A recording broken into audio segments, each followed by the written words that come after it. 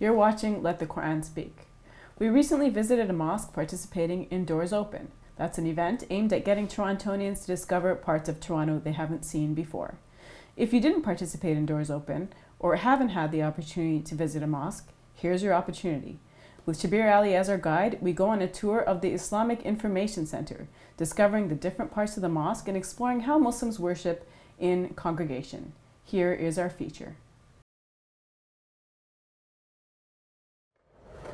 We're here at Doors Open, one of the events in Toronto where Torontonians are able to enter buildings and see places that they haven't ever seen before. And here is the Islamic Information Center. They're providing tours to the public of the mosque. And with me is Brother Shabir Ali. Brother Shabir, thank you for participating. Oh, my pleasure. And he'll be giving us a virtual tour of the mosque. So come on in with us. Okay, let's go.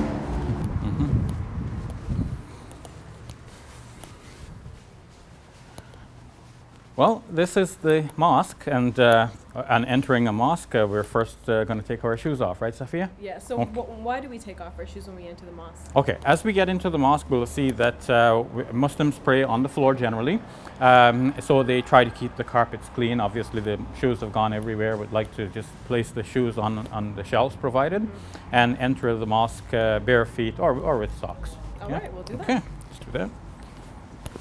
So, shoes nicely placed on the shelf here, and we come in. So I guess the first big thing that one would see upon entering the center is the prayer hall. That's right, that's right.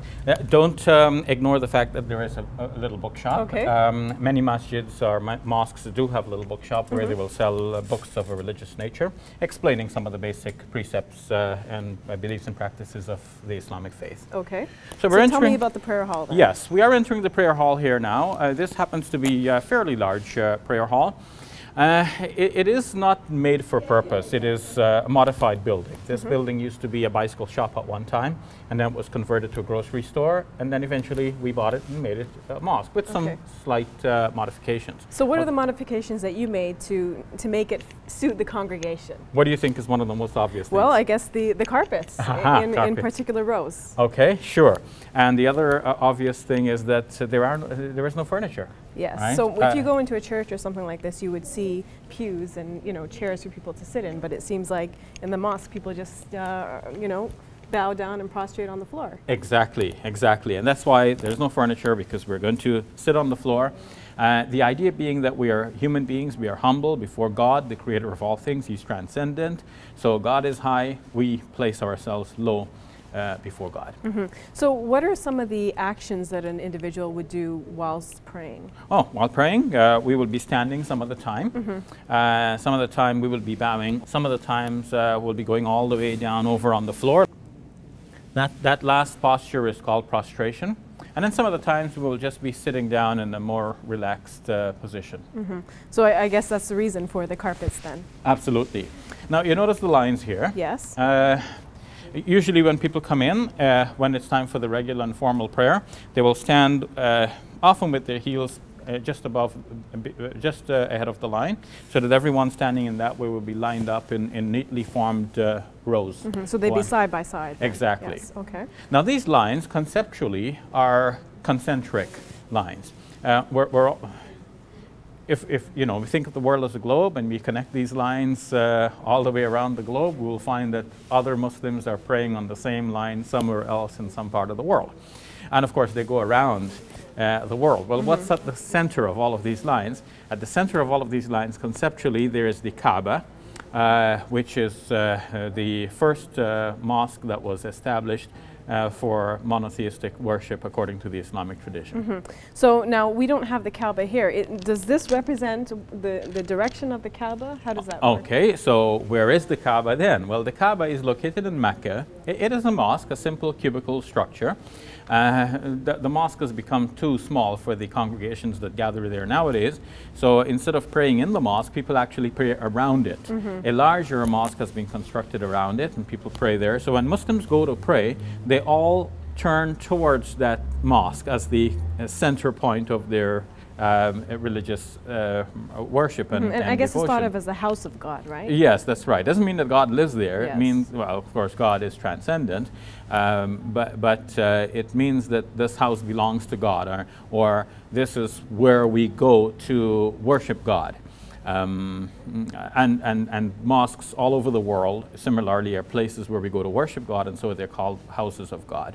Now, when we line up in these concentric lines, we're all facing towards that direction of Mecca. So in a way, it's like the worshippers are there. They branch out into larger and larger concentric circles until they get to our circle right here. Okay, so we face in that direction.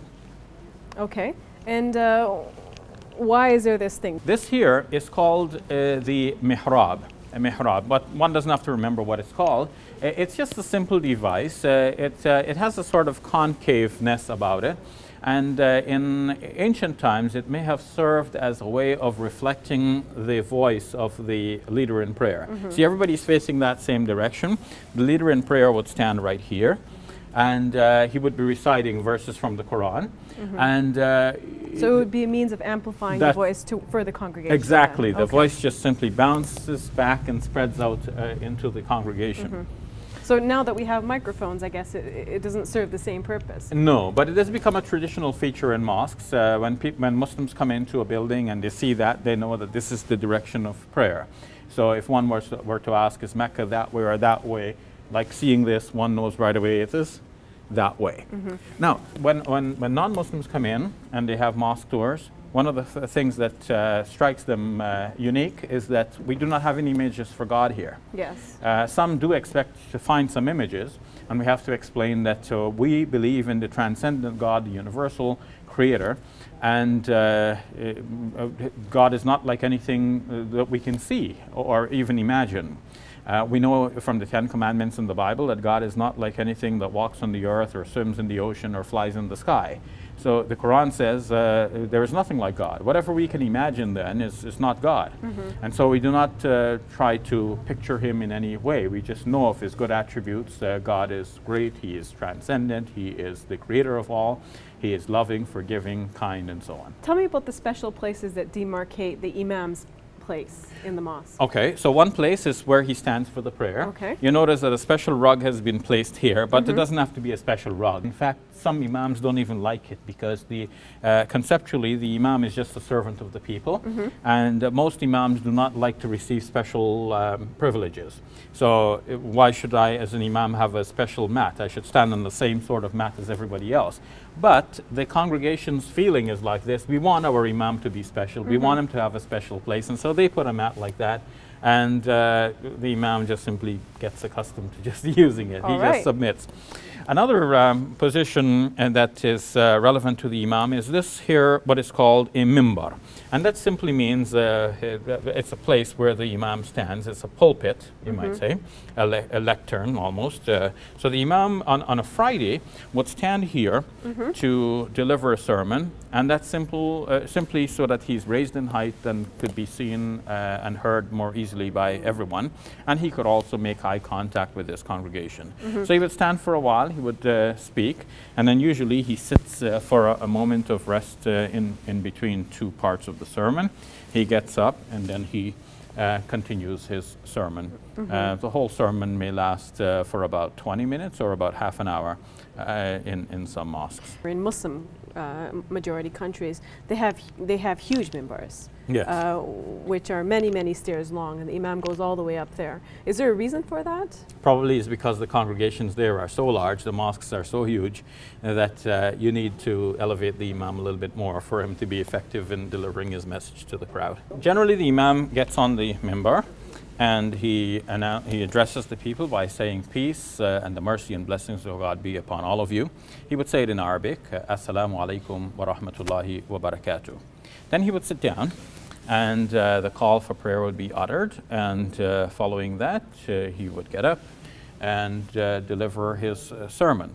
But in the midst of delivering the sermon, he would, as traditionally is done, he would sit down and pause, rest for a moment, recollect his thoughts, maybe offer a brief prayer to God, and then again stand up and deliver the remainder of his sermon. So, Brother Shabir, we're in the ablutions room, as you might call it, and what is going on here? This is where we wash our hands, wash our hands, wash our hands. Well, the brother here is making wudu, as we say in Arabic. He's making ablutions. He's getting ready for prayer by cleansing himself. And while he's washing the limbs of his body, washing his hands, his face, and his feet, he is symbolically cleansing his soul of all evils, of all sin, of all crude desires, and he's getting his mind ready to communicate with God. So what does the ablution involve? What body parts do you wash? We wash our hands all the way up to the wrists, up to the elbows. We wash our faces and our feet, and we just pass the moist fingers over the head. Mm-hmm. So are men and women both obligated to do this before prayer? Yes.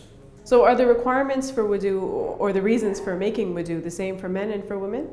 Well, normally we differentiate between the state of purity and being out of the state of purity. So once one has made the wudu, one is in the state of purity. One goes out of the state of purity, for example, as the Quran mentions, when one goes to the bathroom. One uses the toilet, one comes out, then one makes wudu to get ready for the prayer. All right. That was inside the mosque. Coming up next, our question and answer period.